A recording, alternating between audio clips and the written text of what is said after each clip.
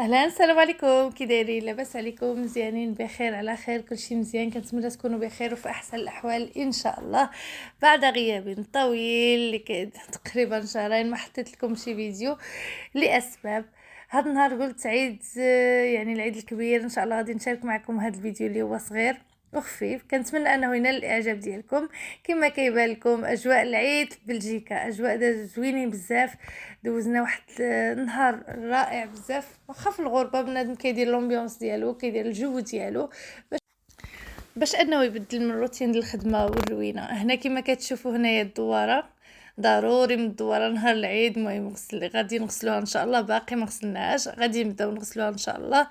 المهم كتعرفوا نهار العيد كيكون فيه غير الروينه والتماره والخدمه الحقيقه، كيدوز النهار دغيا مع تماره والحمد لله. وكيدوز الحمد لله كيدوز زوين بزاف، وفيه الخدمه نهار العيد بزاف. كتكوني يعني اي حاجه خصك ديريها نهار العيد. هنا كما كيبان لكم كنبين لكم كاع اجواء العيد. المهم كان ما كنبين لكمش بالتفاصيل، غير لقطات بسيطه فقط باش انني نشارك معكم هذا الفيديو. كما قلت لكم في الاول كنت سامحه شويه في القناه ديالي لاسباب كنشوف كنحط مواضيع مهمه ما كيهتم حتى شي واحد بهم.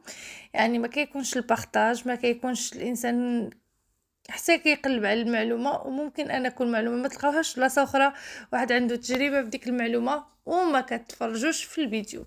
ولكن ماشي مشكل، داكشي هو السبب الوحيد اللي كيخليني ما كنحطش فيديوهات بزاف. كنقول كنحط فيديو ما كنلقاش، يعني ما كنلقاش المشاهده، ما كنلقاش.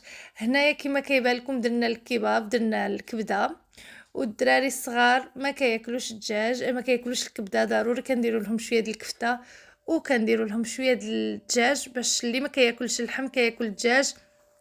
هنا الدراري هنايا في اوروبا بصفه عامه ما كيبغيوش ياكلوا اللحم، يعني كديري المستحيل باش ياكلوا اللحم، ما كيبغيوش ياكلوا اللحم. داكشي علاش حنايا كنحاولوا اننا نخلطوا لهم الدجاج واللحم والكبده والكفته. الكفته الدراري بزاف كياكلوها، من اللحم ما كياكلوش بزاف. داكشي علاش درنا هذا الشيء.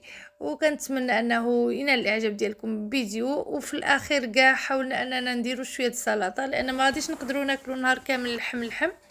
يعني قررنا درنا شويه سلطه الروز، شويه سلطه الطاطا وطبيعه الحال الخيار وهذيك السلطه المعروفه، الخيار وسميتها الخيار ومطيشه والخس. هذاك الشيء ضروري. كما كيقول لكم هنايا الكبده كتشوى. كنتمنى ان هذا الفيديو الصغير يكون نال الاعجاب ديالكم. شكرا بزاف. واذا كنتم مهتمين بالمواضيع ديال كيفاش درت هنايا لبلجيكا وريقات، ما كرهتش انكم تخليوه ليا في الكومونتير باش انني نعرف اللي مهتم، باش انني نحاول نحط لكم فيديوهات على هذه المواضيع. شكرا لكم بزاف. في الفيديو الجاي ان شاء الله كنتمنى ان هذا الفيديو ينال الاعجاب ديالكم.